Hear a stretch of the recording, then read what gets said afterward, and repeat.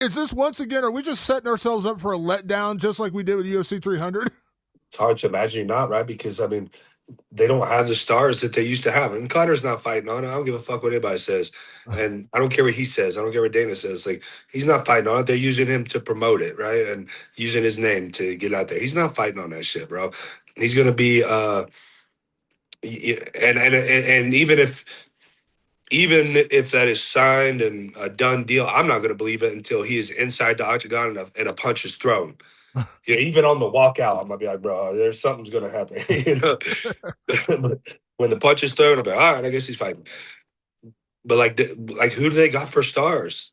Particularly American, right? Like, but just stars all around. And I think that's a risk to take to only be doing 6 to 7 fights because this sport, man. You could get 6 to 7 boring fights real easy. I can't think of 6 to 7 fights that are that gigantic, right? Unless you get Jones and Pereira as the main event, which even then, is that going to be an exciting fight? Is Jones not going to fucking take him down and finish him in a minute or two?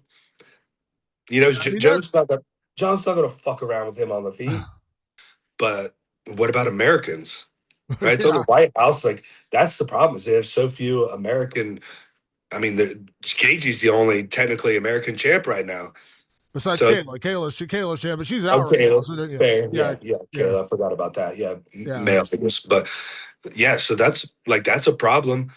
Yeah, unless they just go ahead and say, you know what, fuck whether it's American or not, we'll just make it international, and Uh, which is what I think you almost have to do. And the UFC is an international sport. So I don't know how much they're going to care about that or not. Maybe they just make the biggest fights that they can make, and I think there's some pretty good fights, particularly with Islam. I mean, there's some good choices out there for him to have some big fights, and Ilya, he's going to be fighting Gagey on that card for sure. Like I think that's pretty much a done deal.